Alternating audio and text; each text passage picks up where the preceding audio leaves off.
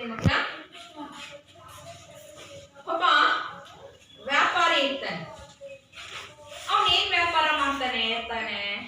ಕಟ್ಟಿಗೆ ವ್ಯಾಪಾರವನ್ನ ಮಾಡ್ತಾ ಇರ್ತಾನೆ. ಅಂದ್ರೆ ಅವನು ಪ್ರತಿದಿನ ಕಾಡಿಗೆ ಹೋಗೋದು, ಕಟ್ಟಿಗೆ ಅದರಲ್ಲೂ ಒಣ ಕಟ್ಟಿಗೆಗಳನ್ನ ಸೌದೆಗಳನ್ನ ಕಡ್ಕೊಂಡು ಬಂದ್ಬಿಟ್ಟು ಅದನ್ನ ಊರಲ್ಲಿ ತಂದು ಮಾರ್ತಕ್ಕಂತ ಕೆಲಸವನ್ನ ಮಾಡ್ತಾ ಇರ್ತಾರೆ ಪ್ರತಿದಿನ.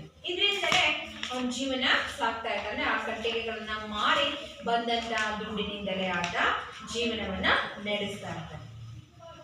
ಒಮ್ಮೆ ಏನಾಗುತ್ತೆ, ಅವನು ನದಿಯ ದಡದಲ್ಲಿ ಒಂದು ಒಣಗಿದಂತಹ ಮರ ಇರುತ್ತೆ. ಆ ಮರದಲ್ಲಿ ಕಟ್ಟಿಗೆಗಳನ್ನ ಕಡಿತಾ ಇರ್ತಾನೆ. ಕಡಿತಾ ಇರ್ತಕ್ಕಂತಹ ಸಂದರ್ಭದಲ್ಲಿ ಆ ಕೊಡಲಿ ಏನಾಗುತ್ತೆ, ಮರ ಕಡಿಯಕ್ಕೆ ಕೊಡಲಿ ಬಳಸಿರ್ತಾರಲ್ವ, ಆ ಕೊಡಲಿ ಏನಾಗುತ್ತೆ, ಜಾರಿ ನದಿ ಒಳಗೆ ಬಿದ್ದ್ಬಿಡುತ್ತೆ. ಬಿದ್ದಿದ್ರಿಂದಾಗಿ ವ್ಯಾಪಾರಿಗೆ ಏನಾಗುತ್ತೆ, ತುಂಬಾನೇ ಬೇಜಾರಾಗುತ್ತೆ. ಯಾಕೆ ಬೇಜಾರಾಗುತ್ತೆ? ಅವನಿಗೀಗ ಆ ಕೊಡಲಿ ಇಲ್ದಂಗೆ ಆಗ್ಬಿಡ್ತು, ಹೌದಲ್ವಾ? ಈಗ ನಾನು ಸೌದೆಯನ್ನ ಕಡಿಯೋದು ಹೇಗೆ? ಅವುಗಳನ್ನ ತೆಗೆದುಕೊಂಡು ಕಡಿಲೇ ಇಲ್ಲ ಅಂದ್ರೆ ಮಾರತೀನಿ ಹೆಂಗೆ, ಹೌದಾನೆ? ನನ್ನ ಜೀವನ ಹಿಂಗೆ ಮುಂದೆ ದುಡ್ಡಿಲ್ದವ್ರು ಹೇಗೆ ಜೀವನ ಮಾಡೋದು ಅಂತ ಹೇಳ್ಬಿಟ್ಟು ಅವನೇನ್ ಮಾಡ್ತಿರ್ತಾನೆ, ಆ ನದಿಯ ಪಕ್ಕದಲ್ಲಿ ಕೂತ್ಕೊಂಡು ಪಾಪ ದುಃಖ ಪಡ್ತಾ ಇರ್ತಾನೆ. ಆ ದುಃಖಿಸ್ತಾ ಇರ್ತಕ್ಕಂಥದ್ದನ್ನ ಅಲ್ಲಿದ್ದಂತಹ ಜಲದೇವತೆ ನೋಡ್ತಾಳೆ. ಜಲದೇವತೆ ನೋಡ್ತಾಳೆ. ಆಗ ಜಲದೇವತೆ ಪ್ರತ್ಯಕ್ಷರಾಗ್ಬಿಟ್ಟು ಕೇಳ್ತಾನೆ ಆ ವ್ಯಾಪಾರಿಯನ್ನ, ಯಾಕಪ್ಪ ಅಳ್ತಾ ಇದ್ಯಾ, ಯಾಕೆ ದುಃಖಿಸ್ತಾ ಇದ್ಯಾ ಅಂತ ಹೇಳಿ ಕೇಳಿದಾಗ ಅವನು ಹೇಳ್ತಾನೆ, ನನ್ನ ಹತ್ರ ಇದ್ದಿದ್ದು ಒಂದೇ ಕೊಡಲಿ, ಅದನ್ನ ಮತ್ತೊಂದು ತಗೊಳೋಕೆ ನನ್ನ ಹತ್ರ ದುಡ್ಡಿಲ್ಲ. ಈಗ ನನ್ನ ಜೀವನ ಮಾಡೋದು ಹೇಗೆ? ನನ್ನ ನೆಂಚ್ಕೊಂಡು ಹೆಂಡತಿ ಮಕ್ಳುಗಳು ಬದುಕ್ತಾ ಇದ್ದಾರೆ, ನನಗೀಗ ಸೌದಿ ಕಡಿಯಕ್ಕೆ ಕೊಡಲಿ ಇಲ್ಲ, ನಾನು ಹೆಂಗೆ ಮುಂದೆ ಜೀವನವನ್ನ ಮಾಡೋದು? ಅದಕ್ಕಾಗಿ ನಾನು ದುಃಖಿಸ್ತಾ ಇದ್ದೀನಿ ಅಂತೇಳಿ ಹೇಳ್ತಾನೆ. ಆಗ ಆ ಜಲದೇವತೆ ಏನ್ ಮಾಡ್ತಾಳೆ, ಆಯ್ತನಪ್ಪ ನೀನ್ ಕೊಡ್ಲಿ ಕಲ್ದೋಗಿದ್ಯಾ, ಸರಿ ತಗೋ ನಿನ್ ಕೊಡ್ಲಿ ಅಂತ ಹೇಳ್ಬಿಟ್ಟು ಅವಳೇನ್ ಮಾಡ್ತಾಳೆ, ಜಲದೇವತೆ ಒಂದು ಚಿನ್ನದ ಕೊಡ್ಲಿಯನ್ನ ಕೊಡ್ತಾಳೆ. ಆಗ ವ್ಯಾಪಾರಿ ಏನ್ ಮಾಡ್ತಾನೆ, ಇಲ್ಲ ಈ ಕೊಡಲಿ ನಂದಲ್ಲ, ಚಿನ್ನದ ಕೊಡಲಿ ನಂದಲ್ಲ, ಇದೆಲ್ಲ ನಂದು ಅಂತೇಳಿ ಹೇಳ್ತಾರೆ. ಮತ್ತೆ ಜಲದೇವತೆ ಏನ್ ಮಾಡ್ತಾಳೆ, ಇನ್ನೊಂದು ಬೆಳ್ಳಿ ಕೊಡಲಿಯನ್ನ ಕೊಡ್ತಾಳೆ. ಆಗ ಬೆಳ್ಳಿ ಕೊಡಲಿಯನ್ನ ಕೊಟ್ಟಾಗ ಆಗ ವ್ಯಾಪಾರಿ ಹೇಳ್ತಾನೆ, ಈ ಬೆಳ್ಳಿ ಕೊಡಲಿನೂ ಕೂಡ ನಂದಲ್ಲ ಅಂತ ಹೇಳ್ತಾರೆ. ಆಗ ಸರಿ ಅಂತ ಹೇಳ್ಬಿಟ್ಟು ಜಲದೇವತೆ ಕೊನೆಗೆ ಒಂದು ಕಬ್ಬಿಣದ ಕೊಡಲಿಯನ್ನ ಕೊಡ್ತಾರೆ. ಆಗ ಆ ವ್ಯಾಪಾರಿ ತುಂಬಾ ಖುಷಿಯಿಂದ ಆಯ್ತು ಇದು ನಂದೇ ಕೊಡ್ಲಿ ಅಂತೇಳಿ ಖುಷಿಯಿಂದ ಸ್ವೀಕಾರ ಮಾಡ್ತಾನೆ. ಆಗ ಜಲದೇವತೆ ಅವನಲ್ಲಿದ್ದಂತಹ ಒಂದು ಪ್ರಾಮಾಣಿಕತೆಯನ್ನ, ಹೌದಾನೆ, ಅವನಿಗೆ ಆಸೆ ದುರಾಸೆ ಇಲ್ಲದೆ ಇರೋದನ್ನ ಕಂಡು ಆತನಿಗೆ ಏನ್ ಮಾಡ್ತಾಳೆ, ಆ ಜಲದೇವತೆ ಬೆಳ್ಳಿ ಮತ್ತೆ ಚಿನ್ನದ ಕೊಡಲಿಗಳನ್ನ ಕೊಡ್ತಾಳೆ. ಹೌದಲ್ಲ? ಆ ವ್ಯಾಪಾರಿ ಬೇಕಾದ್ರೆ ನಂದು ಅಂತ ತೆಗೆದುಕೋಬೋದಾಗಿತ್ತು, ಚಿನ್ನದ ಕೊಡಲಿನ ಬೆಳ್ಳಿ ಕೊಡಲಿನ, ಆದ್ರೂ ಮಾರಿದ್ರೆ ಎಷ್ಟು ದುಡ್ಡು ಸಿಗದು ಅವನಿಗೆ, ಹೌದಲ್ವಾ? ಆದ್ರೂ ಕೂಡ ಅವನಲ್ಲಿದ್ದಂತ ಒಂದು ಪ್ರಾಮಾಣಿಕತೆ ದುರಾಸೆಯನ್ನು ನಿಲ್ಲದೆ ಹೋಗಿದ್ರಿಂದಾಗಿ ಅವನೇನ್ ಮಾಡ್ತಾನೆ, ಆ ಚಿನ್ನದ ಕೊಡಲಿ ಬೆಳ್ಳಿಯ ಕೊಡಲಿ ಗೊತ್ತಲ್ಲ ಅಂತೇಳಿ ಆತನ ಕೊಡಲಿ ಕಬ್ಬಣದ ಕೊಡಲಿ, ಆ ಕಬ್ಬಣದ ಕೊಡಲಿಯನ್ನ ಸ್ವೀಕರಿಸ್ತಾನೆ. ಹೌದಾನೆ? ಹಂಗೆ ನಾವು ಮಕ್ಕಳ ಪ್ರಾಮಾಣಿಕರಾಗಿ ಯಾವುದಕ್ಕೂ ಅತಿಯಾಸೆ ಪಡೆದೇನೆ, ಬುದ್ಧ ಹೇಳ್ತಾನೆ ಅವನ ಕಡೆ, ಆಸೆಯೇ ದುಃಖಕ್ಕೆ ಮೂಲ, ಆ ಆಸೆಯನ್ನ ನಾವು ತ್ಯಜಿಸ್ಬೇಕು ಅಂತೇಳಿ. ಹಾಗೆ ನಾವುಗಳು ಕೂಡ ಪ್ರಾಮಾಣಿಕತೆಯಿಂದ ಹಾಗೇನೆ ಯಾವುದೇ ಒಂದು ಆಸೆಯನ್ನ, ಅದರ ದುರಾಸೆಯನ್ನ ಪಡೆದರೆ ಜೀವಿಸ್ಬೇಕು ಅಂತೇಳಿ ನಾವು ಈ ಕಥೆಯಿಂದ ತಿಳ್ಕೊಬಹುದು. ಅರ್ಥ ಆಯ್ತಲ್ವಾ? ಸರಿ. ಆದ್ರೆ ಮಕ್ಕಳೇ, ನಿಮಗೊಂದು ಕೆಲವೊಂದು ಪ್ರಶ್ನೆಗಳನ್ನ ಕೇಳ್ತೀನಿ, ನಾನು ಉತ್ತರಿಸ್ತಾ ಹೋಗಿ. ನಮ್ಮ ನಾಡಿನಲ್ಲಿ ಹರಿಯತಕ್ಕಂತಹ ನದಿಗಳನ್ನ ಹೆಸರಿಸಿ. ಭದ್ರಾವತಿ, ನೇತ್ರಾವತಿ ನದಿ, ತುಂಗಾ ನದಿ, ಗಂಗಾ ನದಿ. ಹಾಗೇನೆ ಇನ್ನೊಂದು ಹೇಳ್ತೀರಾ?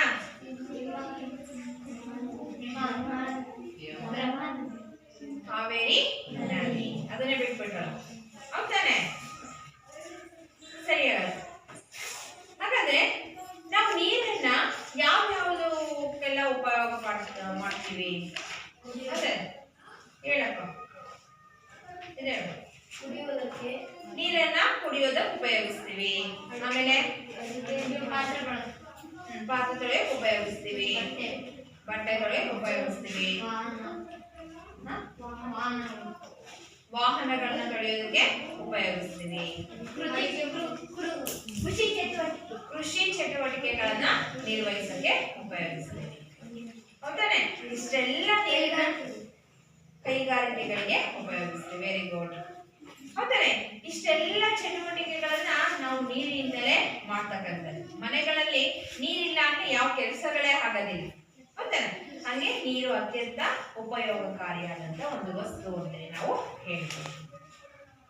ಹಾಗಾದ್ರೆ ಮಕ್ಕಳ ನೋಡಿ, ಇಂತಹ ನೀರನ್ನ, ಪ್ರಕೃತಿ ದತ್ತವಾಗಿರ್ತಕ್ಕಂತಹ ನೀರನ್ನ ಕೊಡದೇ ಇರ್ತಕ್ಕಂತಹ ನಾಡುಗಳು ಕೂಡ ನಮ್ಮಲ್ಲಿ ಇದಾವಂತೆ. ನಮ್ಮಲ್ಲಿ ಬಾಯಾರಿ ಬಂದವರಿಗೆ ನೀರು ಕೊಡ್ತೀವಿ, ಹಸಿದು ಬಂದವರಿಗೆ ಊಟ ಕೊಡ್ತೀವಿ. ಹೌದಾನೆ? ಆದ್ರೆ ಈ ರೀತಿ ನೀರು ಕೊಡದಂತಹ ನಾಡುಗಳು ಕೂಡ ನಮ್ಮಲ್ಲಿ ಇದಾವಂತೆ. ಅವ್ಯಾವು ಆ ನಾಡುಗಳು ಅನ್ನೋದನ್ನ ಪ್ರಸ್ತುತ ನೀರು ಕೊಡದ ನಾಡಿನಲ್ಲಿ ಅಂತಕ್ಕಂಥ ಒಂದು ಗದ್ಯ ಭಾಗದಲ್ಲಿ ತಿಳ್ಕೊಳ್ತಾ ಹೋಗೋಣ ಮಕ್ಕಳ. ಯಾವುದು ಗದ್ಯ ಭಾಗ? ನೀರು ಕೊಡದ ನಾಡಿನಲ್ಲಿ.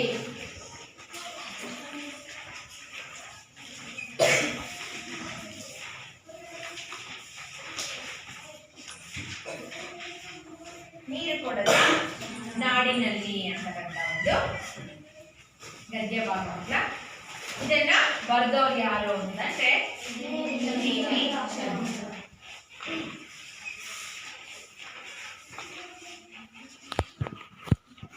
ನೋಡಿ ಮಕ್ಕಳ, ಒಂದು ಭಾವಚಿತ್ರವನ್ನ ತೋರಿಸ್ತೀನಿ. ಇದು ಡಿ.ವಿ. ಚಂದ್ರ ಅವರ ಒಂದು ಭಾವಚಿತ್ರ. ನೋಡಿದ್ರ ಮಕ್ಕಳ? ನೋಡಿದ್ರ? ಹಾಗಾದ್ರೆ ನಾವು ಇವಾಗ ಈ ಡಿ.ವಿ. ಚಂದ್ರ ಅವರ ಒಂದು ಪರಿಚಯವನ್ನ ಸಂದರ್ಶನ ವಿಧಾನದ ಮೂಲಕ, ಸಂದರ್ಶನ ಚಟುವಟಿಕೆಯ ಮೂಲಕ ತಿಳ್ಕೊಳ್ಳೋಣ ಮಕ್ಕಳ. ಈ ಸಂದರ್ಶನ ಚಟುವಟಿಕೆಯನ್ನ ನಮಗೆ ನಿರ್ವಹಿಸೋದಕ್ಕೆ ವಿದ್ಯಾರ್ಥಿಗಳು ಬರ್ತಾ ಇದ್ದಾರೆ. ಬನ್ನಿ.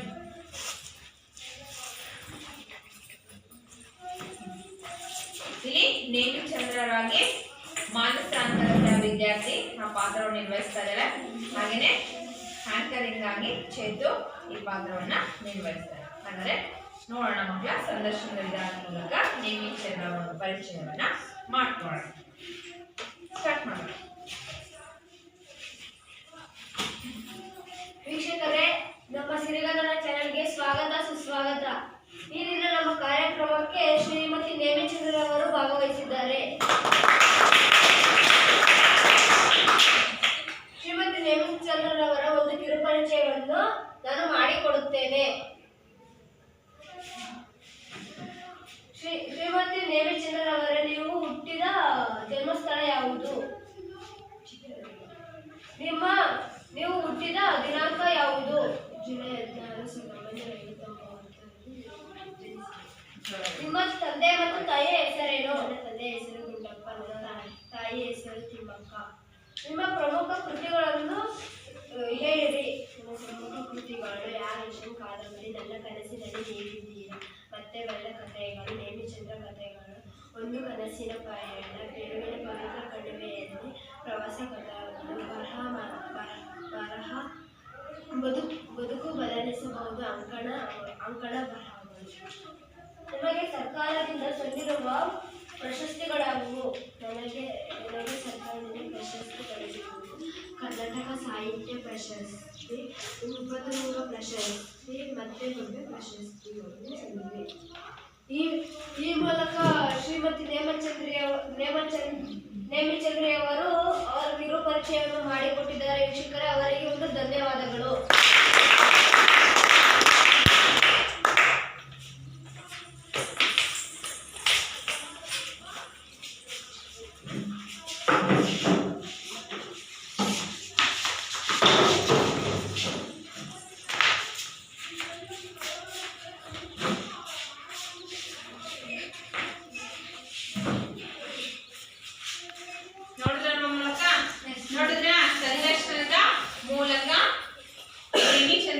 ಪರಿಚಯವನ್ನು ಮಾಡಿಕೊಟ್ಟಂತಹ ವಿದ್ಯಾರ್ಥಿಗಳಿಗೆ ಧನ್ಯವಾದಗಳು. ನೆಕ್ಸ್ಟ್ ಮಕ್ಕಳ, ನಾವು ಮುಂದುವರೆದು ಈ ನೀರು ಕೊಡದ ನಾಡು ಅಂತಕ್ಕಂಥ ಒಂದು ಗದ್ಯ ಭಾಗ ಅಂತಕ್ಕಂಥದ್ದು ಸಾಹಿತ್ಯದ ಅಂಕಣ ಬರಹಕ್ಕೆ ಸೇರಿರ್ತಕ್ಕಂಥದ್ದು. ಇನ್ನು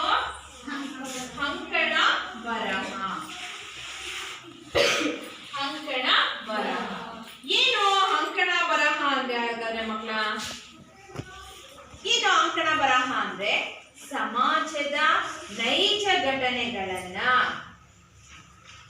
ಸಮಾಜ ನೈಜ ಘಟನೆಗಳು ಅಂತಂದ್ರೆ ಸಾಮಾಜಿಕವಾಗಿ ಆಗಿರ್ಬೋದು, ಧಾರ್ಮಿಕವಾಗಿ ಆಗಿರ್ಬೋದು, ವೈಚಾರಿಕವಾಗಿ ಆಗಿರ್ಬೋದು, ವೈಜ್ಞಾನಿಕವಾಗಿ ಆಗಿರ್ಬೋದು, ಹೌದಾ? ನಾವು ಹಾಗೆ ಯಾವುದೇ ಘಟನೆಗಳ ಆಗಿರ್ಲಿ, ಅವುಗಳನ್ನ ನಾವೇನ್ ಮಾಡ್ತಕ್ಕಂಥದ್ದು, ಕೆಲವು ಅಂಶಗಳನ್ನ ಓದುಗರಿಗೆ ತಿಳಿಸ್ತಕ್ಕಂಥದ್ದನ್ನೇ, ಓದುಗರಿಗೆ ತಿಳಿಯೋ ರೀತಿ ಬರೀತಕ್ಕಂಥದ್ದನ್ನ ನಾವೇಂತ ಹೇಳ್ತೀವಿ, ಅಂಕಣ ಬರಹ ಅಂತೇಳಿ ಹೇಳ್ತೀವಿ. ಮಕ್ಕಳ, ನೀವು ಗಮನಿಸಿದಿರ ಅನಿಸುತ್ತೆ, ವಿಜಯ ಕರ್ನಾಟಕ ಅಂತಕ್ಕಂಥ ದಿನಪತ್ರಿಕೆಯಲ್ಲಿ ಪ್ರತಿ ಗುರುವಾರ ನಮ್ಮ ಸ್ವಾಮೀಜಿಗಳ ಒಂದು ಅಂಕಣ ಬರಹ ಬರುತ್ತೆ ಅಂತ ಆಯ್ತಾ. ಅದನ್ನ ಓದಿದ್ರೆ ನಿಮಗೆ ಗೊತ್ತಾಗುತ್ತೆ ಅಂಕಣ ಬರಹಗಳು ಹೇಗಿರ್ತವೆ ಅಂತ ಆಯ್ತಾ.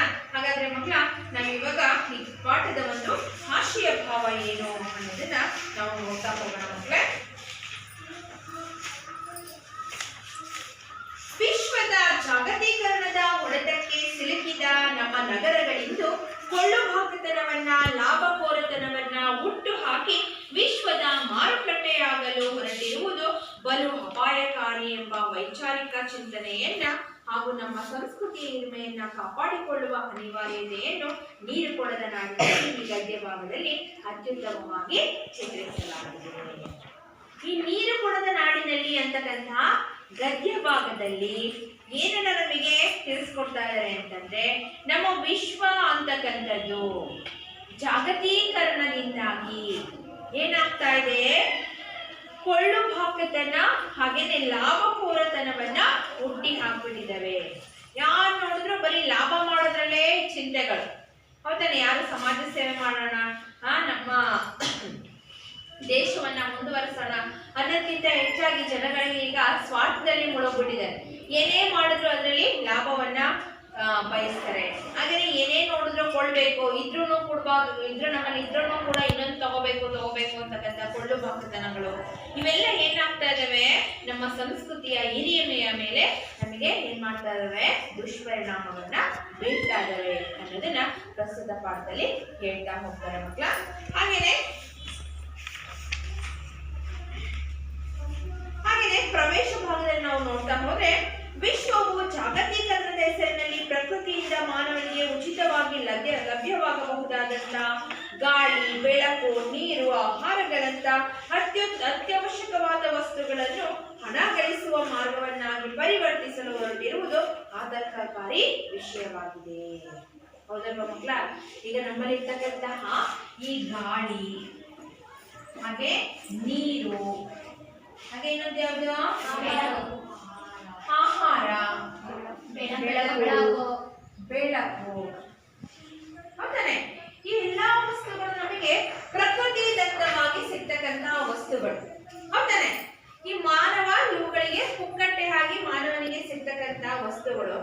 ಇಂತಹ ವಸ್ತುಗಳನ್ನ ಮಾನವ ಇವತ್ತು ಲಾಭಕೋರದಂತಹ ಆಸೆಯಿಂದಾಗಿ ಅವುಗಳನ್ನ ದುಡ್ಡಿಗೆ ಮಾಡ್ತಕ್ಕಂತಹ ಒಂದು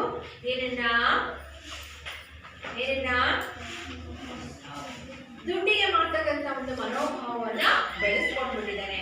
ಅದು ಇವತ್ತೇನಾಗಿದೆ, ಆತಂಕಕಾರಿಯಾದಂತ ವಿಷಯ ಆಗಿದೆ. ಇವತ್ತು ನಾವು ಪ್ರಕೃತಿ ದತ್ತವಾಗಿರ್ತಕ್ಕಂಥ ನೀರನ್ನ ದುಡ್ಡು ಕೊಟ್ಟು ಕುಡಿತೀವಿ, ಹೌದಲ್ವಾ? ಬಿಸ್ಲರಿ, ಮಿನರಲ್ ವಾಟರ್ ಅಂತ ಹೇಳ್ಬಿಟ್ಟು ದುಡ್ಡು ಕೊಟ್ಟು ಕುಡಿತೀವಿ, ಹೌದಲ್ವಾ? ನೋಡಿ, ಅದು ನಮಗೆ ಪ್ರಕೃತಿ ದತ್ತವಾಗಿ ಸಿಗ್ತಕ್ಕಂಥ ನೀರು, ಅದು ನಾವು ಅವುಗಳನ್ನ ದುಡ್ಡು ಕೊಟ್ಟು ತೆಗೆದುಕೊಳ್ತಕ್ಕಂಥ ಪರಿಸ್ಥಿತಿ ನಮ್ಮಲ್ಲಿ ಇವತ್ತು ಉಂಟಾಗಿದೆ. ಭಾರತೀಯರಾದ ನಾವು ಮಾನವೀಯತೆಗೆ ಬೆಲೆ ಕೊಟ್ಟು ಬಳಲಿ ಬಂದವರಿಗೆ ನೀರು, ಹಸಿದು ಬಂದವರಿಗೆ ಅನ್ನವನ್ನಿಕ್ಕಿ ಮೌಲ್ಯಯುತ ಸಂಸ್ಕೃತಿಯನ್ನು ಕಾಪಾಡಿಕೊಂಡು ಬಂದಿರುವುದು ವಿಶ್ವವೇ ಹೆಮ್ಮೆ ಪಡುವ ಸಂಗತಿಯಾಗಿದೆ. ಅಂದ್ರೆ ನಾವು ಭಾರತೀಯರು ಎಲ್ಲಾ ದೇಶಗಳಿಗೆ ಹೋಲಿಸಿದ್ರೆ ನಾವು ಸ್ವಲ್ಪ ಸುಸಂಸ್ಕೃತವಂತ, ಗೊತ್ತಾರೆ? ನಮ್ಮಲ್ಲಿ ಧಾರಾಳತನ ಅನ್ನೋದು ಹೆಚ್ಚು. ಯಾರಾದ್ರೂ ಬಾಯಾರಿಕೆ ಅಂತೇಳಿ ಬಂದ್ರೆ ಅವರಿಗೆ ಧಾರಾಳವಾಗಿ ನೀರು ಕೊಡ್ತೀವಿ. ಹಸ್ಕೊಂಡ್ ಬಂದಿದ್ದಾರೆ ಅಂತಂದ್ರೆ ಅವ್ರಿಗೆ ಊಟ ಕೊಡ್ತೀವಿ, ಹೌದಲ್ಲ? ನಮ್ಮ ಮನೆಗಳಿಗೆ ಯಾರು ಒಬ್ರು ಅತಿಥಿಗಳು ಬಂದ್ರು ಅಂದ್ರೆ ಅವ್ರು ಕುತ್ಕೊಳ್ಳಿ, ಕಾಫಿ ಕುಡಿತೀರಾ, ನೀರು ಕುಡಿತೀರಾ, ನಾವು ಊಟ ಟೈಮಿಗೆ ಬಂದ್ರೆ ಊಟ ಮಾಡಿ ಅಂತಕ್ಕಂಥ ಸಂಪ್ರದಾಯಗಳು ನಮ್ಮಲ್ಲಿ. ಇದು ಭಾರತೀಯರ ಒಂದು ಸಂಸ್ಕೃತಿ. ಅಂತಹ ಒಂದು ಸಂಸ್ಕೃತಿಯನ್ನ ಕಂಡಂತಹ ಇಡೀ ವಿಶ್ವವೇ ಭಾರತೀಯರ ಮೇಲೆ ಒಂದು ಹೆಮ್ಮೆಯನ್ನ ವ್ಯಕ್ತಪಡಿಸುತ್ತದೆ.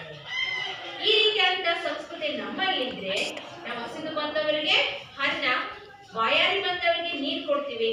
ಆದ್ರೆ ಕೆಲವು ನಾಡುಗಳಲ್ಲಿ ನೀರೇ ಕೊಡಲ್ವಂತೆ. ಬಾಯಾರಿ ಬಂದ್ರೆ ಏನ್ ಕೊಡ್ತಾರೆ? ಹಣ್ಣಿನ ರಸಗಳು, ಫ್ರೆಂಚ್ ವೈನ್, ಬಿಯರ್ ಅಂತ ಕೊಡ್ತಾರೆ. ಅರ್ಥಾಯ್ತಾ? ಅಂತಹ ನಾಡುಗಳು ನಮ್ಮಲ್ಲಿ ಇದಾವೆ ಅಂತ ಹೇಳಿ ಹೇಳ್ತಾರೆ ಮಕ್ಕಳ. ಹಾಗಾದ್ರೆ ಬನ್ನಿ ಅದನ್ನ ಪ್ರಸ್ತುತ ಪಾಠದಲ್ಲಿ ತಿಳ್ಕೋಣ. ಅದಕ್ಕೆ ಮುಂಚೆ ಈ ಗದ್ಯ ಭಾಗವನ್ನ ಓದ್ತೀನಿ ಮಕ್ಕಳ. ಒಮ್ಮೆ ಗಮನವಿಟ್ಟು ನೋಡ್ಕೊಳ್ಳಿ.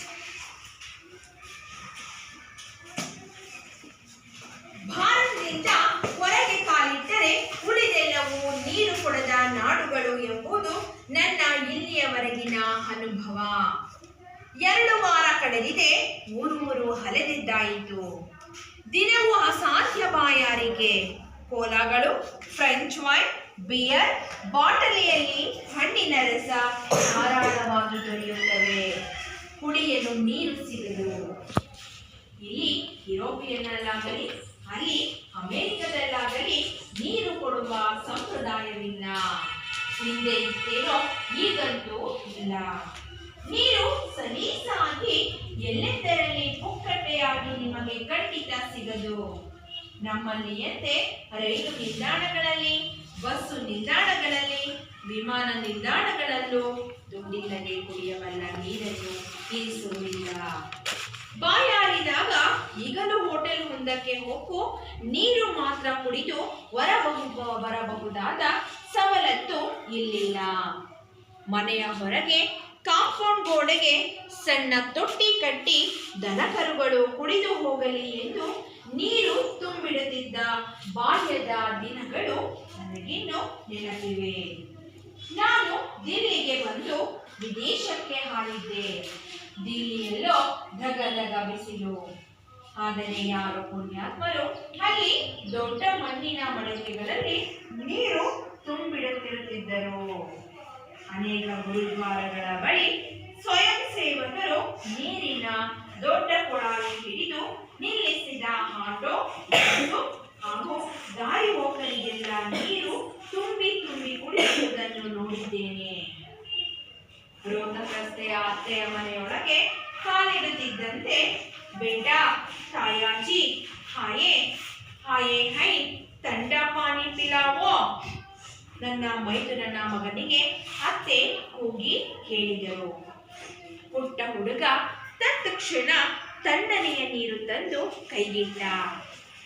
ದಿಲ್ಲಿಯ ಧೂಳು ಹಾದಿಗಳೆಲ್ಲ ಮರೆತೆವು. ಮನೆಗೆ ಬಂದವರಿಗಂತೂ ಮೊದಲು ನೀರು ಕೊಡುವ ಸಂಪ್ರದಾಯ. ಹಾಗೆ ಡಾಬಾ ಆಗಲಿ ದರ್ಶಿನಿ ಆಗಲಿ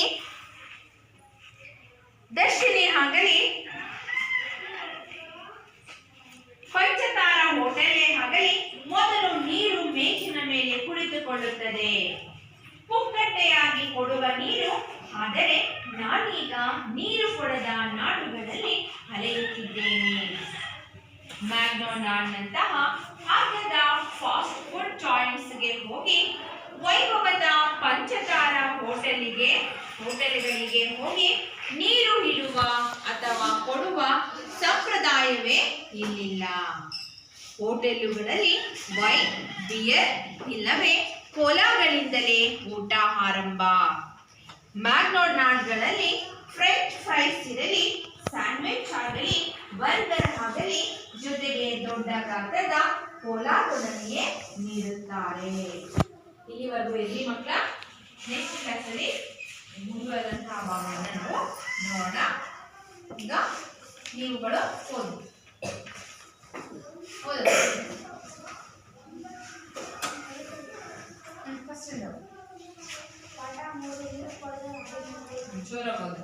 ಬರೆದವರು ನೇಮಿಚಂದ್ರ.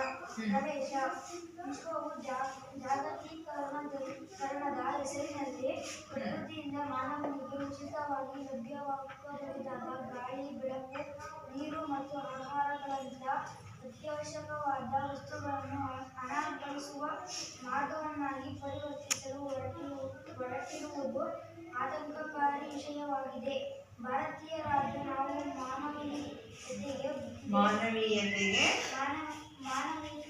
ಮಾನವೀಯತೆಗೆ ಬೆಲೆ ಕೊಟ್ಟು ಬಳಸಿ ಬಂದವರು ನೀರು ಹಸಿದು ಬಂದವರಿಗೆ ಅನ್ನಿ ಮೌಲ್ಯಯುತ ಸಂಸ್ಕೃತಿಯನ್ನು ಕಾಪಾಡಿಕೊಂಡು ಬಂದಿರುವುದು ವಿಶ್ವವೇ ಹೆಮ್ಮೆ ಕೊಡುವ ಸಂಗತಿಯಾಗಿದೆ. ಭಾರತದಿಂದ ಹೊರಗೆ ಕಾಲಿಟ್ಟರೆ ಉಳಿದೆಲ್ಲವೂ ನೀರು ಕೂಡದ ನಾಡುಗಳು ಎಂಬುದು ನನ್ನ ಇಲ್ಲಿಯವರೆಗಿನ ಅನುಭವ. 2 ವಾರ ಕಳೆದಿದೆ. ಊರು ಹಳದಿದ್ದಾಯಿತು. ದಿನವೂ ಅಸಹ್ಯ ಬಾಯಾರಿಕೆ, ಕೋಲಾಹಲಗಳು, ವೈನ್, ಬಿಯರ್ ಬಾಟಲಿಯಲ್ಲಿ ಹಣ್ಣಿನ ರಸ ಧಾರಾಳವಾಗಿ ದೊರೆಯುತ್ತವೆ. ಕುಡಿಯಲು ನೀರು ಸಿಗುವುದು. ಇಲ್ಲಿ ಯುರೋಪಿಯನ್ನಾಗಲಿ ಅಲ್ಲಿ ಅಮೆರಿಕದಲ್ಲಾಗಲಿ ನೀರು ಕೊಡುವ ಸಂಪ್ರದಾಯವಿಲ್ಲ. ಹಿಂದೆ ಇತ್ತೇನೋ, ಈಗಂತೂ ಇಲ್ಲ. ನೀರು ಸಲೀಸಾಗಿ ಎಲ್ಲಿಂದರಲ್ಲಿ ಪುಕ್ಕಟೆಯಾಗಿ ನಿಮಗೆ ಖಂಡಿತ ಸಿಗದು. ನಮ್ಮಲ್ಲಿಯಂತೆ ರೈಲು ನಿಲ್ದಾಣಗಳಲ್ಲಿ, ಬಸ್ಸು ನಿಲ್ದಾಣಗಳಲ್ಲಿ, ವಿಮಾನ ನಿಲ್ದಾಣಗಳಲ್ಲೂ ದುಡ್ಡಿಲ್ಲದೆ ಕುಡಿಯಬಲ್ಲ ನೀರನ್ನು ಇರಿಸುವುದಿಲ್ಲ. ಬಾಯಾರಿದಾಗ ಈಗಲೂ ಹೋಟೆಲ್ ಒಂದಕ್ಕೆ ಒಪ್ಪು ನೀರು ಮಾತ್ರ ಕುಡಿದು ಬರಬಹುದಾದ ಸವಲತ್ತು ಇರಲಿಲ್ಲ. ಮನೆಯವರೆಗೆ ಕಾಂಪೌಂಡ್ ಗೋಡೆಗೆ ಸಣ್ಣ ತೊಟ್ಟಿ ಕಟ್ಟಿ ದನಕರುಗಳು ಕುಡಿದು ಹೋಗಲಿ ಎಂದು ನೀರು ತುಂಬಿಡುತ್ತಿದ್ದ ಬಾಲ್ಯದ ದಿನಗಳು ನನಗಿನ್ನೂ ನೆನಪಿವೆ. ಈಗ ಮಕ್ಕಳ ಇಲ್ಲಿ ಈ ಪಾಠವನ್ನ ಇವಾಗ ನಾನು ಓದಿದೆ, ನೀವು ಓದಿರಿ, ಹೌದಲ್ವಾ? ಹಾಗಾದ್ರೆ ಈ ಪಾಠದಲ್ಲಿ ಬಂದಿರ್ತಕ್ಕಂಥ ಕೆಲವೊಂದು ವಿಶೇಷ ಪದಗಳನ್ನ ಪಟ್ಟಿ ಮಾಡೋಣ ಮಕ್ಕಳ. ಫಸ್ಟ್ ನೀವು ವಿಶೇಷ ಪದಗಳನ್ನ ಹೇಳಿ, ಆನಂತರ ಅದಕ್ಕೆ ಒಂದು ಯಾವುದೋ ನಿಘಂಟಿನ ಸಹಾಯದಿಂದ ಅವುಗಳಿಗೆ ಉತ್ತರವನ್ನ ಹುಡ್ಕೊಳ್ಳಿ. ಅರ್ಥ ಆಯ್ತಾ? ಫಸ್ಟ್ ಇವಾಗ ನೀವು ಇಲ್ಲಿ ಕಂಡಂತ ಕೆಲವೊಂದು ವಿಶೇಷ ಪದಗಳನ್ನ ಹೇಳಿ ಮಕ್ಕಳ.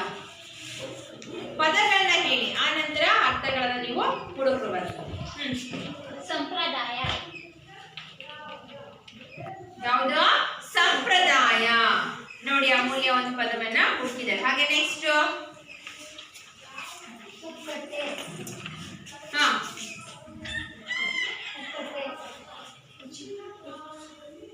ಪುಕ್ಕಟ್ಟೆ. ಹಾಗೇನೆ ನೆಕ್ಸ್ಟ್ ಧಾರಾಳವಾಗಿ. Very good. ಹಾಗೆ ನೆಕ್ಸ್ಟ್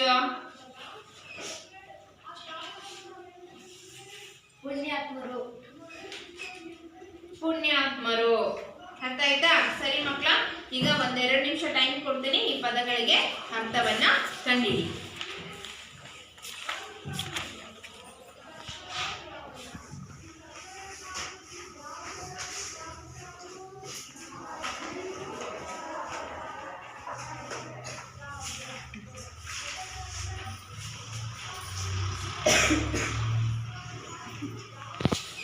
ಸರಿ, ಕಂಡಿಡಿದಲ್ವಾ ಅರ್ಥ?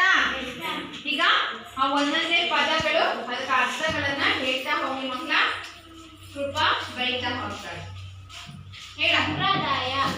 ಸಂಪ್ರದಾಯ.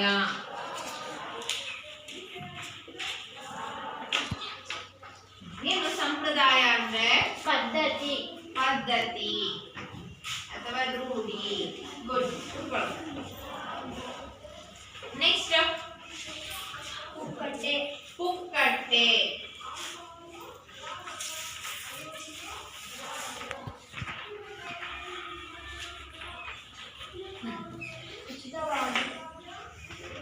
ಉಚಿತವಾಗಿ. ಧಾರಾಳವಾಗಿ.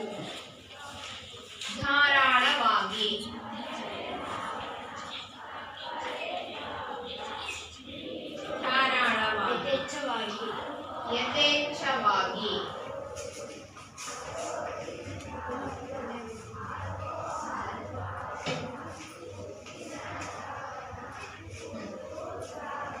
ಪುಣ್ಯಾತ್ಮರು.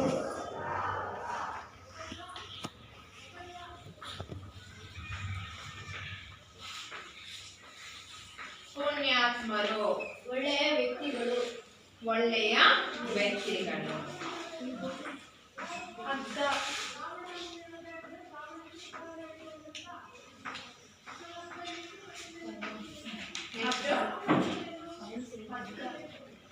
ಅಗ್ಗ.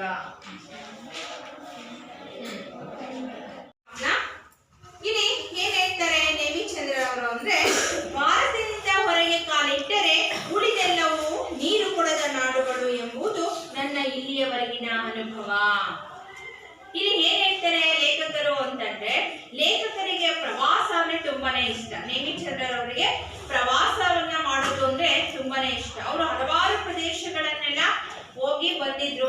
ಅಲ್ಲಿನ ಅನುಭವಗಳ ಮೇಲೆ ಹೇಳ್ತಾ ಹೋಗ್ತಾರೆ. ಭಾರತವನ್ನ ಬಿಟ್ರೆ ಉಳಿದಂತಹ ಪ್ರದೇಶಗಳಿದಾವ ಅವೆಲ್ಲ ಏನು ನೀರು ಕೊಡದ ನಾಡುಗಳೇ ಅಂತೇಳಿ ಹೇಳ್ತಾರೆ. ಅವ್ರದೊಂದು ಪ್ರವಾಸ ಕಥನ ಇದೆ ಮಕ್ಕಳ, ಪೆರುವಿನ ಪವಿತ್ರ ಕಣಿವೆಯಲ್ಲಿ ಅಂತೇಳಿ.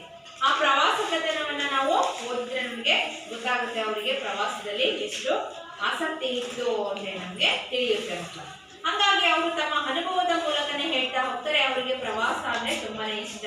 ಹಾಗೆ ನೀರು ಕೊಡದಂತಹ ನಾಡುಗಳನ್ನ ನಾನು ತುಂಬಾನೇ ನೋಡಿದ್ದೀನಿ. ಭಾರತವನ್ನ ಬಿಟ್ರೆ ಇನ್ನು ಉಳಿದಂತಹ ನಾಡುಗಳೆಲ್ಲ ನೀರು ಕೊಡದೇ ಇರ್ತಕ್ಕಂತಹ ನಾಡುಗಳೇ ಅಂತೇಳಿ ಹೇಳ್ತಾ ಹೋಗ್ತಾರೆ. 2 ವಾರ ಕಳೆದಿದೆ, ಊರೂರು ಹರಗಿದ್ದಾಯಿತು, ದಿನವೂ ಅಸಾಧ್ಯ ಬಾಯಾರಿಕೆ.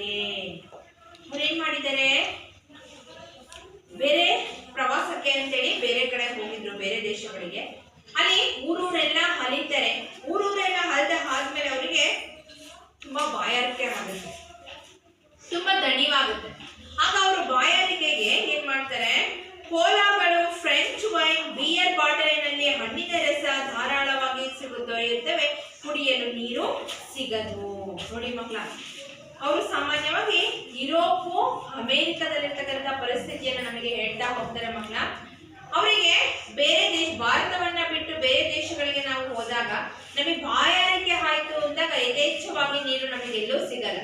ಸಿಗ್ತಕ್ಕಂಥವೇನಂತೆ, ಕೋಲಾಗಳು. ಕೋಲಾ ಅಂದ್ರೆ ಏನೋ, ಕೊಕೋ ಕೋಲಾ ಅಂತೇಳಿ ಹೇಳ್ತೀವಿ ಅಲ್ವಾ ಮಕ್ಕಳ? ಕುಡ್ದಿದ್ದೀರಾ ನೀವು? ಕುಡಿದಿರಲ್ವಾ? ಕುಡಿದಿರಲ್ಲ ನೋಡಿ, ಕೋಲಾ ಸ್ವಲ್ಪ ಬ್ಲಾಕ್ ಕಲರ್ ಅಲ್ಲಿ ಇರುತ್ತೆ ಹೌದಾನೆ? ಇದನ್ನ ಹೇಗ್ ತಯಾರಿಸ್ತಾರೆ ಮಕ್ಕಳ? ಇದು ಸಾಮಾನ್ಯವಾಗಿ ಅಮೆರಿಕ, ಪಶ್ಚಿಮ ಆಫ್ರಿಕಾದಲ್ಲಿ ಕಾಡುಗಳಲ್ಲಿ ಸಿಗ್ತಕ್ಕಂತ ಮರ ಕೋಲಾ ಅಂತಕ್ಕಂಥದ್ದು. ಆ ಕಾಯಿ ಮತ್ತು ಹಣ್ಣುಗಳನ್ನ ಉಪಯೋಗಿಸ್ಕೊಂಡು ಅದಕ್ಕೆ ಸ್ವಲ್ಪ ರಾಸಾಯನಿಕ ವಸ್ತುಗಳನ್ನ ಹಾಕಿ ಈ ಜ್ಯೂಸ್ ಅನ್ನ ತಯಾರು ಮಾಡ್ತಾರೆ ಮಕ್ಕಳು. ಫಸ್ಟ್ ಇದನ್ನ ಔಷಧಿಗಾಗಿ ತಯಾರಿಸಿದ್ರು, ಆನಂತರ ಇದು ಏನು ಪಾನೀಯವಾಗಿ ಪರಿವರ್ತನೆಯನ್ನ ಮಾಡಿದ್ರು ಅಂತ ಒಂದು ಏನು ಕೋಲಾ ಅಂತಕ್ಕಂಥದ್ದು. ಕೋಲಾ ಹಣ್ಣು ಮತ್ತೆ ಕಾಯಿಯಿಂದ ತಯಾರಿಸ್ತಕ್ಕಂಥ ಒಂದು ಪಾನೀಯ ಅಂದ್ರೆ ನಾವು ಹೇಳ್ಬೋದು ಮಕ್ಕಳು. ಅರ್ಥ ಆಯ್ತಾ? ನಮಗೆ ಬೇರೆ ದೇಶಗಳಿಗೆ ಹೋದ್ರೆ ನಮಗೆ ಅತಿ ಹೆಚ್ಚಾಗಿ ನಮಗೆ ಕುಡಿಯೋದಕ್ಕೆ ಸಿಗೋದು ಅಂದ್ರೆ ಒಂದು ಕೋಲಾ, ಹಾಗೆ ಇನ್ನೊಂದು ಯಾವುದು ಫ್ರೆಂಚ್ ವೈನ್. ವೈನ್ ಅಂದ್ರೆ ನಮ್ಮಲ್ಲಿ ಗೊತ್ತಿದೆ, ದ್ರಾಕ್ಷ ರಸ ಅಂತೇಳಿ ಹೇಳ್ತೀವಿ. ಬಿಯರ್ ಅಂದ್ರೆ ನಮ್ಮಲ್ಲಿ ಮದ್ಯಪಾನ ಅಂತೇಳಿ ಹೇಳ್ತೀವಿ ಹೌದಾನೆ? ಆ ಬಿಯರ್ಗಳು, ಬಾಟಲಿಯಲ್ಲಿ ಹಣ್ಣಿನ ರಸ ಹೌದಾನೆ? ಬಾಟಲಿಗಳಲ್ಲಿ ಸಿಗ್ತಕ್ಕಂಥ ಈ ಫ್ರೂಟಿ, ಮ್ಯಾಂಗೋ ಹೌದಾನೆ, ಇನ್ಯಾವ ಜ್ಯೂಸ್ಗಳು ಬರ್ತಾವಲ್ವಾ, ಇವುಗಳು ಏನಾಗ್ತವಂತೆ ಅತಿ ಹೆಚ್ಚಾಗಿ ನಮಗೆ ದೊರೆಯುತ್ತವೆ. ಆದ್ರೆ ಕುಡಿಯೋದಕ್ಕೆ ನೀರು ನಮಗೆ ಎಲ್ಲೂ ಸಿಗೋದಿಲ್ಲ ಅಂತೇಳಿ ಲೇಖಕರು ಹೇಳ್ತಾ ಹೋಗ್ತಾರೆ. ಇಲ್ಲಿ ಯುರೋಪಿಯನ್ನಲ್ಲಾಗಲಿ ಅಲ್ಲಿ ಅಮೆರಿಕದಲ್ಲಾಗಲಿ ನೀರು ಕೊಡುವ ಸಂಪ್ರದಾಯವಿಲ್ಲ. ಹಿಂದೆ ಇತ್ತೇನೋ, ಈಗಂತೂ ಇಲ್ಲ. ನಾವು ಅಮೆರಿಕಕ್ಕೆ ಹೋಗಿ, ಇಂಗ್ಲೆಂಡಿಗೆ ಹೋಗಿ ಅಲ್ಲಿ ನೀರು ಕೊಡ್ತಕ್ಕಂಥ ಸಂಪ್ರದಾಯ ಇಲ್ಲ. ಇವಾಗೊಂದು ಲೇಖಕರು ಹೋದಾಗಂತೂ ಇಲ್ವೇ ಇಲ್ವಂತೆ. ಹಿಂದೆ ಇತ್ತೇನೋ ಏನೋ ಗೊತ್ತಿಲ್ಲ ನಮ್ಗೆ, ಆದ್ರೆ ಇವಾಗಂತೂ ಇಲ್ಲ ಅಂತ ಲೇಖಕರು ಹೇಳ್ತಾ ಹೋಗ್ತಾರೆ. ನೀರು ಸಲೀಸಾಗಿ ಎಲ್ಲೆಂದರಲ್ಲಿ ಪುಕ್ಕಟ್ಟೆಯಾಗಿ ನಿಮಗೆ ಖಂಡಿತ ಸಿಗದು. ನೀರು ಏನಾಗ್ತಲ್ಲ ನಿಮಗೆ ಖಂಡಿತವಾಗಿನೂ ಕೂಡ ಎಲ್ಲಿ ಬೇಕಲ್ಲಿ ನಮ್ಮಲ್ಲಿ ಸಿಗುತ್ತಲ್ವ, ಎಲ್ಲಿ ಬೇಕಾದ್ರೂ ನಮಗೆ ಕುಡಿಯೋಕೆ ನೀರು ಸಿಗುತ್ತೆ ಹೌದಲ್ವಾ? ಆದ್ರೆ ಆ ರೀತಿಯಾಗಿ ನೀರು ನಮಗೆ ಎಲ್ಲೂ ಸಿಗೋದಿಲ್ಲ. ಎಲ್ಲಿ? ಅಮೆರಿಕ ಮತ್ತೆ ಯುರೋಪಿನಲ್ಲಿ ನಮಗೆ ನೀರು ಎಲ್ಲಿ ಬೇಕಲ್ಲಿ ಅಂತಂದ್ರೆ ಸಿಗೋದಿಲ್ಲ. ನಮ್ಮಲ್ಲಿ ಎಂತೆ ರೈಲು ನಿಲ್ದಾಣಗಳಲ್ಲಿ, ಬಸ್ಸು ನಿಲ್ದಾಣಗಳಲ್ಲಿ, ವಿಮಾನ ನಿಲ್ದಾಣಗಳಲ್ಲೂ ದುಡ್ಡಿಲ್ಲದೆ ಕುಡಿಯಬಲ್ಲ ನೀರನ್ನು ಇರಿಸುವುದಿಲ್ಲ. ನೋಡಿ ಮಕ್ಕಳ, ನಮಗೆ ಕುಡಿಯೋಕೆ ನೀರು ಬೇಕು ಅಂತಂದ್ರೆ ವಿಮಾನ ನಿಲ್ದಾಣಗಳ ನೀರಿರುತ್ತೆ. ಅದು ಏನು ಫಿಲ್ಟರ್ ವಾಟರ್ ಇವಾಗೆಲ್ಲ ನಮಗೆ ಸಿಗ್ತಕ್ಕಂಥ ನೀರುಗಳು ಅದ್ರಲ್ಲಿ. ಅರ್ಥ ಆಯ್ತಾ? ಆ ರೀತಿ ನಮ್ಮಲ್ಲಿ ಫಿಲ್ಟರ್ ವಾಟರ್ ನೀರೇನೆ ರೈಲ್ವೆ ಸ್ಟೇಷನ್ಗಳಲ್ಲಿ ಸಿಗುತ್ತೆ, ವಿಮಾನ ನಿಲ್ದಾಣಗಳಲ್ಲಿ ಸಿಗುತ್ತೆ, ಬಸ್ ನಿಲ್ದಾಣಗಳಲ್ಲಿ ಸಿಗುತ್ತೆ ಹೌದಾನೆ? ಎಲ್ಲಾ ನಿಲ್ದಾಣಗಳಲ್ಲೂ ಸಿಗುತ್ತೆ. ಆದ್ರೆ ಅದು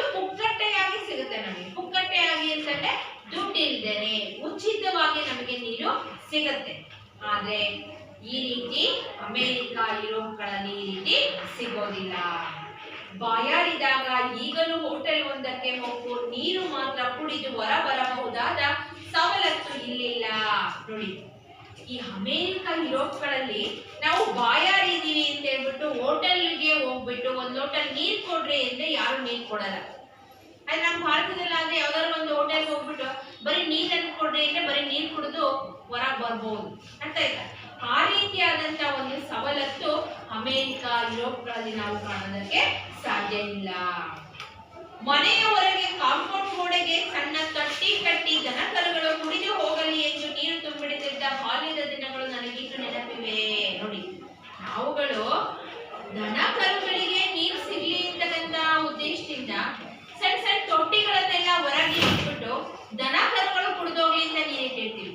ಅಲ್ಲಿ ಯುರೋಪಿಯನ್ ನಲ್ಲಿ ಅಮೆರಿಕದಲ್ಲಿ ಮನುಷ್ಯರು ನೀರು ಕುಡಿಯೋದಕ್ಕೆ ಅಲ್ಲಿ ನೀರು ಅನ್ನೋದು ಇಲ್ಲ. ದಿಲ್ಲಿಯಲ್ಲೂ ದಗೆ ಬಿಸಿಲು. ಅಂದ್ರೆ ಅವರು ದಿಲ್ಲಿಗೆ ಹೋದಾಗ, ಲೇಖಕರು ದಿಲ್ಲಿಗೆ ಹೋದಾಗ ಅಲ್ಲಿ ಅವಾಗ ತುಂಬಾನೇ ಬಿಸಿಲು ಕಾಲ. ಬಿಸಿಲು ಯಾರೋ ಪುಣ್ಯಾತ್ಮರು ಅಲ್ಲಿ ದೊಡ್ಡ ಮಣ್ಣಿನ ಮಡಿಕೆಗಳಲ್ಲಿ ನೀರು ತುಂಬಿಡುತ್ತಿದ್ದರು. ಆದ್ರೆ ಅಲ್ಲಿ ಏನ್ ಮಾಡ್ತಾ ಇದ್ರು, ಆ ದಿಲ್ಲಿಯಲ್ಲಿ ಪಾಪ ಅಷ್ಟೊಂದು ಬಿಸಿಲು, ಯಾರಾದ್ರೂ ನೀರನ್ನ ಕುಡಿಲಿ ಅಂತ ಹೇಳ್ಬಿಟ್ಟು ಒಂದು ಮಡಿಕೆಗೆ ಒಂದು ನೀರನ್ನ ತುಂಬಿಸಿ ಇಡ್ತಾ ಇದ್ದಾರೆ. ನಮ್ಮಲ್ಲೂ ಕೂಡ ನೋಡಿದ್ದೀರಾ, ಗಮನಿಸಿದ್ದೀರಾ? ಕೆಲವರು ಏನ್ ಮಾಡ್ತಾರೆ, ಮಡಿಕೆಗಳಲ್ಲಿ ನೀರನ್ನ ತುಂಬಿತು ಬೇಸಿಗೆಕಾದ್ರೆ ಅಲ್ಲಿ ಇಲ್ಲಿ ಇಟ್ಟಿರ್ತಾರೆ. ಹೌದಾನೆ? ಬಾಯಾರಿಕೆ ಆದವರು ಕುಡಿಲಿ ಅಂತೇಳಿ. ಹಂಗೆ ದಿಲ್ಲಿಯಲ್ಲಿಯೂ ಕೂಡ ಅದೇ ರೀತಿ ಇಟ್ಟಿದ್ರು.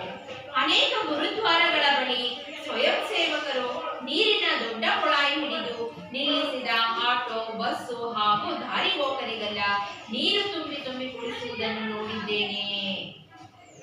ಅಲ್ಲಿ ಏನ್ ಮಾಡ್ತಾ ಇದ್ರು, ಕೆಲವು ಸ್ವಯಂ ಸೇವಕರುಗಳು ಕೆಲವೊಂದು ಗುರುದ್ವಾರಗಳ ಬಳಿಯಲ್ಲಿ ಏನ್ ಮಾಡ್ತಾ ಇದ್ರಂತೆ, ದೊಡ್ಡ ಕೊಳಾಯಿಗಳಲ್ಲಿ ನೀರನ್ನ ತುಂಬಿಸಿ ಆಟೋ, ಬಸ್ಸು, ದಾರಿ ಹೋಕರಿಗೆಲ್ಲ ಏನ್ ಮಾಡ್ತಿದ್ರಂತೆ, ನೀರನ್ನ ತುಂಬಿ ಕೊಡ್ತಾ ಇದ್ರಂತೆ. ರೋಹ್ತಕ್ ರಸ್ತೆಯ ಅತ್ತೆಯ ಮನೆಯೊಳಗೆ ಕಾಲಿಡುತ್ತಿದ್ದಂತೆ ಬೇಟಾ ತಾಯಾಜಿ ಹಾಯೇ ಹೈ ತಂಡಾ ಪಾನಿ ಪಿಲಾವೋ ನನ್ನ ಮೈದುರನ ಮಗನಿಗೆ ಅತ್ತೆ ಕೂಗಿ ಹೇಳಿದರು. ದಿಲ್ಲಿಯಲ್ಲಿ ಅವರ ಅತ್ತೆ ಮನೆ ಇತ್ತು. ಯಾರ ಅತ್ತೆ ಮನೆ? ಲೇಖಕರ ಅತ್ತೆ ಮನೆ ಇತ್ತು. ಆ ಲೇಖಕರ ಅತ್ತೆ ಮನೆ ದಿಲ್ಲಿಯಲ್ಲಿ ಯಾವ ರಸ್ತೆಯಲ್ಲಿ ಇತ್ತು? ರೋಹ್ತಕ್ ಅಂತಕ್ಕಂತ ರಸ್ತೆಯಲ್ಲಿ ಇತ್ತು. ಆ ರಸ್ತೆಯಲ್ಲಿ ಇದ್ದಂತ ಅವರ ಮನೆಗೆ ಹೋಗ್ತಾರೆ. ಹೋದ ತಕ್ಷಣ ಅವ್ರ ಅತ್ತೆ ಏನ್ ಮಾಡ್ತಾರೆ, ಒಳಗೆ ಇದ್ದಂತ ಆತನ ಮಗನಿಗೆ ಹೇಳ್ತಾರೆ, ಬೇಟಾ ತಾಯಾಜಿ ಹಾಯೇ ಹೈ ತಂಡ ಪಾನಿ ಪಿಲಾವೋ. ಬೇಟಾ ಅಂದ್ರೇನು? ಮಗ. ಬಾ ಇಲ್ಲಿ. ಯಾರು ಬಂದಿದ್ದಾರೆ? ತಾಯಾಜಿ ಬಂದಿದ್ದಾರೆ. ಅವರಿಗೆ ಕುಡಿಯೋದಕ್ಕೆ ತಣ್ಣನೆಯ ನೀರನ್ನ ತೆಗೆದುಕೊಂಡ್ ಬಾ ಅಂತೇಳಿ ಮಗನಿಗೆ ಅತ್ತೆ ಏನ್ ಮಾಡ್ತಾರೆ, ಹೋಗಿ ಹೇಳ್ತಾರೆ. ಪುಟ್ಟ ಹುಡುಗ ತಕ್ಷಣ ತಣ್ಣನೆಯ ನೀರು ತಂದು ಕೈಗಿಟ್ಟ. ಆ ಪುಟ್ಟ ಹುಡುಗ ಏನ್ ಮಾಡ್ದ, ಅಮ್ಮ ಹೇಳಿದ ತಕ್ಷಣ ತಣ್ಣನೆಯ ನೀರನ್ನ ತಂದು ಕೈಗಿಟ್ಟ. ದಿಲ್ಲಿಯ ಧೂಳು ದಾರಿ ಆದಿಗಳೆಲ್ಲ ಮರೆತೆವು. ಆ ಪಾಪ ದಿಲ್ಲಿ ಅಂದ್ರೆ ನಾವು ಬೇಸಿಗೆ ಅಲ್ವಾ, ಸಖತ್ತು ಧೂಳು, ಅದನ್ನೆಲ್ಲ ಅವರು ಆ ನೀರನ್ನ ಕುಡಿದ ತಕ್ಷಣ ಮರೆತು ಹೋದರು. ಮನೆಗೆ ಬಂದವರಿಗೊಂದು ಮೊದಲು ನೀರು ಕೊಡುವ ಸಂಪ್ರದಾಯ. ನೋಡಿ, ನಮ್ಮ ಭಾರತೀಯರಿಗೆ ಯಾವ ತರ ಸಂಪ್ರದಾಯ? ಮನೆಗೆ ಬಂದ ತಕ್ಷಣ ನೀರು ಕೊಡ್ತಕ್ಕಂಥ ಸಂಪ್ರದಾಯ ನಮ್ಮ ಭಾರತೀಯರಲ್ಲಿ. ಆದ್ರೆ ಎಲ್ಲಿ ಯುರೋಪಿಯನ್ ನಲ್ಲಿ, ಅಮೆರಿಕದಲ್ಲಿ ಡಾಬಾ ಆಗಲಿ, ದರ್ಶನಿ ಆಗಲಿ, ಪಂಚತಾರ ಹೋಟೆಲ್ಗೆ ಆಗಲಿ ಮೊದಲು ನೀರು ಮೇಜಿನ ಮೇಲೆ ಕುಳಿತುಕೊಳ್ಳುತ್ತದೆ. ಪುಕ್ಕಟ್ಟೆಯಾಗಿ ಕೊಡುವ ನೀರು. ಆದರೆ ನಾನೀಗ ನೀರು ಕೊಡದ ನಾಡುಗಳಲ್ಲಿ ನಡೆಯುತ್ತಿದ್ದೇನೆ. ನೋಡಿ, ನಮ್ಮಲ್ಲಿ ನೀವು ಎಲ್ಲಿಗೆ ಹೋಗಿ, ಎಂತ ಒಂದು 5 ಸ್ಟಾರ್ ಹೋಟೆಲ್ಗಳಿಗೆ ಹೋಗಿ, ನೀವು ಹೌದಾನೆ, ದರ್ಶನಿಗೆ ಹೋಗಿ, ಪಂಚತಾರ ಹೋಟೆಲ್ಗೆ ಹೋಗಿ, ಮೊದಲು ಏನಾಗುತ್ತೆ, ನೀರು ಮೇಜಿನ ಮೇಲೆ ಬಂದು ಕುಳಿತುಕೊಳ್ಳೋದು. ನಾವು ಹೋಟೆಲ್ಗಳಿಗೆ ಹೋದಾಗ ವೇಟರ್ ಬಂದು ಏನ್ ಮಾಡ್ತಾರೆ, ಫಸ್ಟ್ ನೀರ್ ತಂದಿರ್ತಾರೆ. ನೀರ್ ತಂದಿಟ್ಟು ಏನ್ ಬೇಕು ಅಂತ ಹೇಳಿ ಕೇಳ್ತಾರೆ, ಹೌದಾನೆ. ಆ ರೀತಿಯಾದ ಸಂಪ್ರದಾಯ ನಮ್ಮಲ್ಲಿದೆ. ಆದ್ರೆ ಲೇಖಕರಿಗೆ ಎಲ್ಲಿದ್ದಾರೆ, ನೀರು ಕೊಡದಂತಹ ನಾಡುಗಳಲ್ಲಿ ಅಲಿತಾ ಇದ್ದಾರೆ. ಈ ರೀತಿಯಾಗಿ ತಮ್ಮ ಅನುಭವವನ್ನ ಹಂಚ್ಕೊಳ್ತಾ ಇದ್ದಾರೆ ಮಕ್ಕಳ. ಮುಂದುವರೆದ ಭಾಗವನ್ನ ನಾವು ನೆಕ್ಸ್ಟ್ ಕ್ಲಾಸ್ ಅಲ್ಲಿ ನೋಡೋಣ. ಇವಾಗ ನಾವು ಕೆಲವೊಂದು ಪ್ರಶ್ನೆಗಳನ್ನ ಕೇಳ್ತಾ ಹೋಗ್ತೀನಿ ಮಕ್ಕಳ, ನೀವು ಉತ್ತರಿಸ್ತಾ ಹೋಗಿ. ನೇಮಿಚಂದ್ರರವರು ಜನಿಸಿದ ಸ್ಥಳ ಯಾವುದು? ಯಾರಾದ್ರೂ ಒಬ್ರು. ನೇಮಿಚಂದ್ರ ಅವರು ಜನಿಸಿದ ಸ್ಥಳ ಚಿತ್ರದುರ್ಗ. ನೇಮಿಚಂದ್ರ ಅವರು ಜನಿಸಿದ ಸ್ಥಳ ಚಿತ್ರದುರ್ಗ.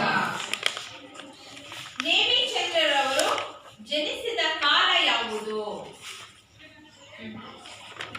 16 ಜುಲೈ 1956ರಲ್ಲಿ ಇವರು ಜನಿಸಿದ್ರು. ಇವರು ನೇಮಿಚಂದ್ರರಿಗೆ ಸಂದಂತ ಪ್ರಶಸ್ತಿಗಳು ಯಾವುದು? ಯಾವ ಪ್ರಶಸ್ತಿಗಳು ಸಂದಿದ್ದಾವೆ?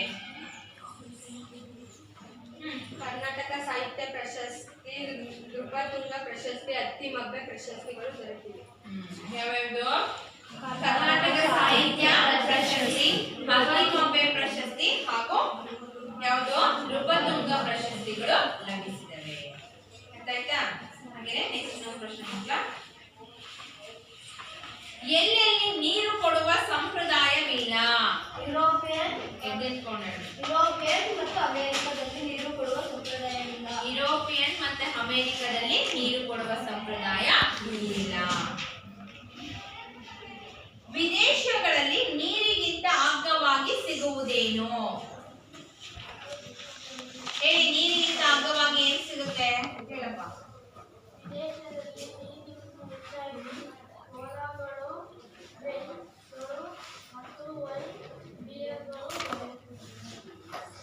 ವಿದೇಶಗಳಲ್ಲಿ ವೆರಿ ಗುಡ್. ವಿದೇಶಗಳಲ್ಲಿ ನೀರಿಗಿಂತ ಅಗ್ಗವಾಗಿ ಕೋಲಾ, ಫ್ರೆಂಚ್ ವೈನ್, ಬಿಯರ್, ಬಾಟಲಿಯಲ್ಲಿ ಹಣ್ಣಿನ ರಸಗಳು ಯಥೇಚ್ಛವಾಗಿ ನಮಗೆ ಸಿಗುತ್ತವೆ. ವೆರಿ ಗುಡ್ ಮಕ್ಕಳ, ಚೆನ್ನಾಗಿ ಉತ್ತರಿಸಿದ್ದೀರಾ. ಇವಾಗ ನಿಮಗೆ ಒಂದು ಮನೆ ಕೆಲಸವನ್ನ ಕೊಡ್ತೀನಿ.